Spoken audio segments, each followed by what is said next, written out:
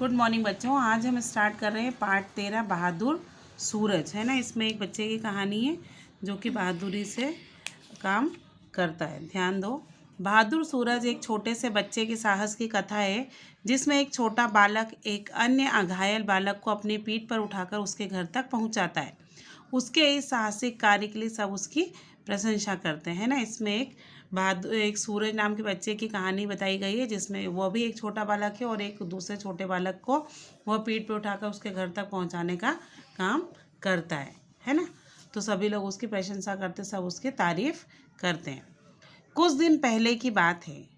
एक 6 वर्षीय बालक घर में किसी को बिना बताए मोहल्ले के बड़े लड़कों के पीछे चलता हुआ काफ़ी दूर खेल के मैदान में पहुंच गया। एक छोटा बच्चा रहता है 6 साल का और वह घर में किसी को बताता नहीं है। दूसरे बच्चों को खेलता हुआ देख करके वह उनके पीछे पीछे बहुत दूर तक कहाँ चला जाता है, खेल के मैदान में चला जाता है। वहाँ जाकर बड़े लड़के 2 टोलियों में बंट गए और क्रिकेट खेलने लगे।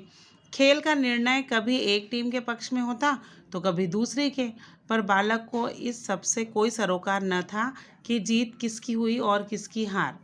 बस वह तो प्रत्येक जीतने वाले टीम में शामिल हो जाता है ना। वो वहाँ जाकर के वो बड़े बड़े लड़कों के साथ में पीछे पीछे चला गया खेल के मैदान में। तो वो लड़के वहाँ जाकर 2 टीमों में बंट गए और क्रिकेट खेलने लगे। तो वो देख रहा था क्रिकेट कैसे खेलते हैं और खेलते खेलते जो टीम जीत जाती वो उसी के पक्ष में हो जाता, मतलब जो टीम जीतता है वो उसकी तरफ हो जाता और बहुत खुशी मनाने लगता।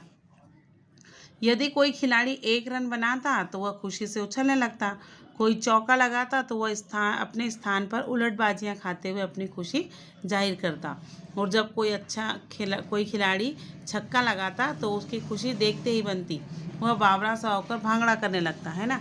और वो क्रिकेट बैठे बैठे क्रिकेट देखता रहता है। तो कोई 1 रन बनाता तो वो खुश होता, कोई चौका लगाता तो उसको बहुत खुशी होती, और कोई छक्का लगाता तो वह भांगड़ा करने लगता, मतलब नाचने लगता। तो मतलब ऐसी अपनी खुशी वो वहाँ पर बैठ कर के जाहिर कर रहा था। उसके खुशी जाहिर करने के इस ढंग को देखकर सभी खिलाड़ी हंसने लगते। इस प्रकार खेल की मौज मस्ती में वह इतना मगन हो गया कि घर जाना ही भूल गया और यह भी नहीं सोचा कि उसे न देख माँ चिंता करेगी, है ना। वो खेल देखते देखते वो इतना बिजी हो गया कि वो भूल ही गया कि उसको घर जाना है, और उसको ये भी चिंता नहीं रही कि मेरी माँ रास्ता देख रही होगी, कि मेरे को ना देख कर परेशान हो रही होगी, है ना। तो वो भूल ही जाता है और अपना घर जाना वहीं बैठा रहता है। अब तक उन दोनों टोलियों की पारी समाप्त हो चुकी थी और सभी खिलाड़ी पेड़ों की ठंडी छाया में बैठकर जलपान करने लगे। उन्होंने छोटे बच्चे को भी कुछ देना चाहा, पर वह सिर झुकाए तिरछी निगाहों से नहीं नहीं कहते हुए उनकी ओर देखने लगा, है ना। और जब वो भी वहाँ पर पहुँच गया था तो जब बच्चों के खेल ख़त्म हुआ, दोनों टीमों का खेल ख़त्म हुआ, तो वो सब जने जा करके क्या करने लगे, एक पेड़ की छाँव में बैठ करके नाश्ता वाश्ता करने लगे, है ना। खेलते खेलते भूख लग गई थी तो सब लोग नाश्ता वगैरह करने लगे। तो उन्होंने सोचा कि ये छोटा बच्चा देख रहा था तो उसको भी उन्होंने सोचा कि कुछ दे दे खाने के लिए, लेकिन उसने क्या करा, उसने मना कर दिया और धीरे धीरे उनकी तरफ देख रहा था और उन्होंने क्या करा, उसकी तरफ देख करके उसको देना चाहा, लेकिन वह मना करता गया। उसकी इस हरकत से सभी खिलाड़ी हंसने लगे। फिर भी उन्होंने उसे सैंडविच दे दिए और वह झिझकते हुए खाने लगा। फिर भी क्या करा, उन्होंने उसको एक सैंडविच दे दिया तो वह खाने लगा। थोड़ा सुस्ताने के बाद सभी खिलाड़ी वहाँ से चल पड़े। उन्हें जाते देख बालक भी उनके पीछे पीछे चलने लगा।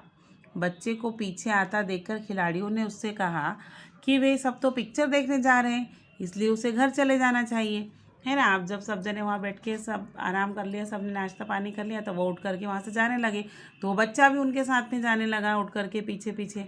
तो सब ने बोला कि अभी हम लोग तो यहाँ से कहाँ जा रहे हैं, पिक्चर देखने जा रहे हैं, इसलिए अब तुम यहाँ से अपने घर चले जाओ। अब तक खिलाड़ी आंखों से ओझल हो चुके थे, पर बालक का मन अभी भी घर जाने को नहीं था।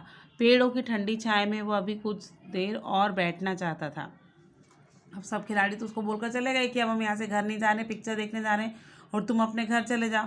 तो वह उसको घर जाने का मन नहीं था, तो वो वहीं पेड़ की छाँव में थोड़ी देर और बैठ गया। आसपास खाने की कुछ चीज़ें बिखरी थी क्योंकि खिलाड़ियों ने उन्हें कूड़ेदान में नहीं डाला था।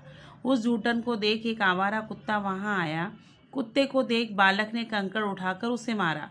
कुत्ता चिल्लाते हुए पीछे हट गया, पर भूखा होने के कारण वह फिर से जूठन की ओर लपका, है ना। अब जहाँ पर सब बच्चों ने नाश्ता करा था वहाँ पर जूठन पड़ी हुई थी, क्योंकि बच्चों ने सब कचरा उठा करके डस्टबिन में तो डाला नहीं था, सब वहीं पड़ा हुआ था। और वो बच्चा जो 6 साल का बच्चा था वो वहीं बैठा हुआ था।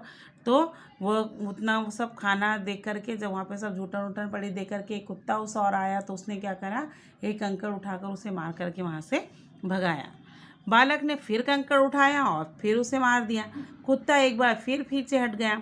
कुछ देर यह सिलसिला निरंतर चलता रहा। आखिर में भूखे कुत्ते को गुस्सा तो आना ही था, अतः वह अब झूठन की ओर नहीं गया, बल्कि उसने बालक के टखने में अपने दांत गड़ा दिए। अब क्या हुआ कि वह बैठा रहा और बार बार कुत्ता उस तरफ आता रहा, तो वो उसको कंकड़ मार मार के भगाता रहा, है ना, पत्थर मार मार के भगाता रहा। तो कुत्ते को क्या हो गया, गुस्सा आ गई। तो वह खाने की तरफ न जा कर के उस बच्चे की तरफ आया और उसने उसके पैरों में काट लिया। कुत्ते की इस हरकत से बच्चा बुरी तरह डर गया। उसके टखने से खून की धारा बह निकली और वह असहनीय पीड़ा से रोने लगा। उसी पल सूरज नामक लड़का, और जिसकी आयु उस बच्चे से 2-2.5 वर्ष अधिक थी, उधर खेलने आया।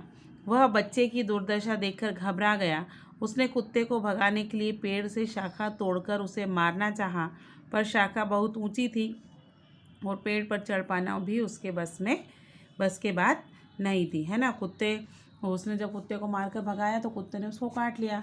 तो वह उसको बहुत दर्द होने लगा और वो वहीं पे बैठा बैठा, है ना, बैठा रहा और रोने लगा, क्योंकि उसको दर्द हो रहा था। तभी उधर से एक सूरज नाम का लड़का निकलता हुआ देखता है कि ये बच्चा यहाँ पर बैठ कर के खूब रो रहा है ना। वो केवल उससे 2-2.5 वर्ष ही बड़ा था। वो 6 साल का था, तो ये 8-8.5 साल का था। तो उसने देखा कि वह तो बहुत रो रहा है। जब वो उसके पास गया तो उसने देखा कि उसके पैरों से खून निकल रहा है और कुत्ता वहीं पास में बैठा है। तो कुत्ते को भगाने के लिए उसने क्या करा, एक पेड़ से टहनी तोड़नी चाहिए, लेकिन टहनी बहुत बड़ी थी। फिर भी उसने क्या करा, उसने उसने वो तोड़ ही नहीं पाया, क्योंकि टहनी बहुत ऊंची थी और वह उसके बस की बात नहीं थी। बेटा अब इसके आगे का कहानी हम अगले वीडियो में देखेंगे।